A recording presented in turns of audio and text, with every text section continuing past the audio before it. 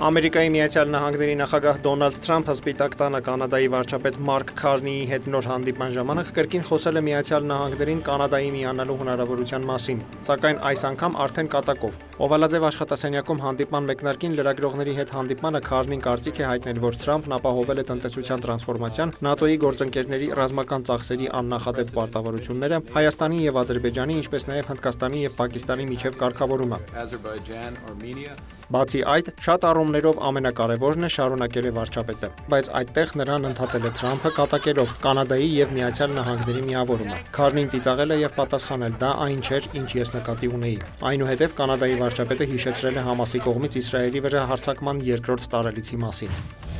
Քարնիի հետ հանդիպման ժամանակ Միացյալ Նահանգների նախագահ Դոնալդ Թրամփը լավատեսություն է հայտնել, որ Գազայի հատվածում ընդհանուր առմամբ Մերձավոր Արևելքում հնարավոր է հասնել խաղաղության։ Կարծում եմ, կա հավանականություն, որ մենք կարող ենք խաղաղության հասնել Մերձավոր Արևելքում, նույնիսկ Գազայի սահմաններից դուրս, ասել է նա։ Սպիտակ տան ղեկավարը նշել է, որ համաձայնագրի կնքումը շատ մոտ է։ Թրամփի խոսքով աշխարհի բոլոր երկրները ողջունել են Գազայի վերաբերյալ իր նախագիծը։ Իսրայելի վարչապետ Բենյամին Նեթանյահուի գրասենյակն էլ հայտարարել է, որ երկիրը զգուշավոր լավատեսություն ունի Թրամփի միջնորդությամբ մեկնարկած հրադադարի համաձայնագրի առումով։ Նեթանյահուն ընդունել է Թրամփի ծրագիրը, որը նախատեսում է պատանդների անհապաղ ազատարձակում։ Ծրագիրը նաև նախատեսում է Գազայի անցում միջազգային կառավարման ներքո եւ Համասի զինաթափում։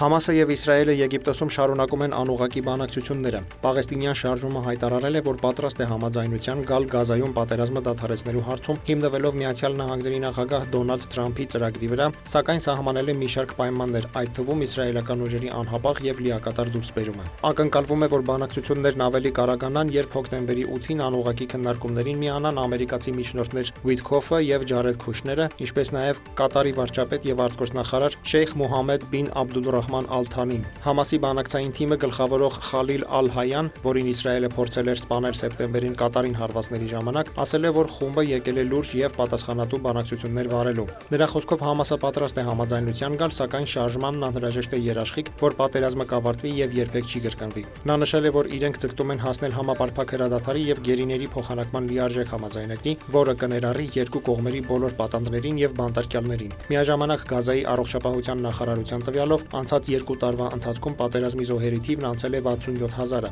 Իսրայելը դեռ շարունակում է անկլավում սահմանափակ մարտական գործողությունները։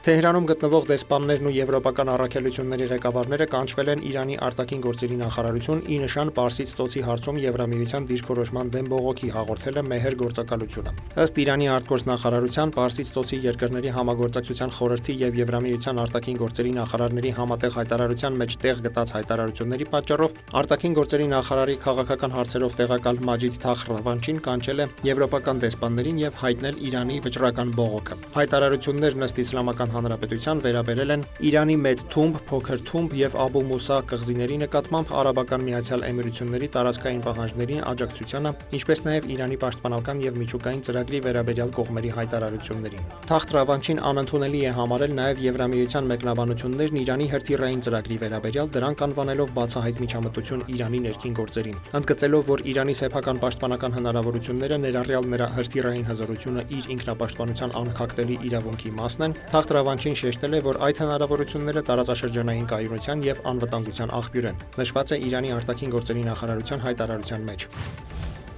Մադրիդի կենտրոնում որպես հյուրանոց վերանորոգվող շենքի փլուզման հետևանքով զոհվել է 4 մարդ, փլուզվել են շենքի բարձր հարկերը, փլուզման պատճառը դեռևս անհայտ է։ Զոհերի թվում են 3 տղամարդ եւ 1 կին։ Ըստ Reuters-ի մահացած կինը եղել է ճարտարապետը։ Շենքում աշխատող առնվազն 3 բանվոր վնասվածք է ստացել։ Դավիթ Մուրադյան, լուրեր։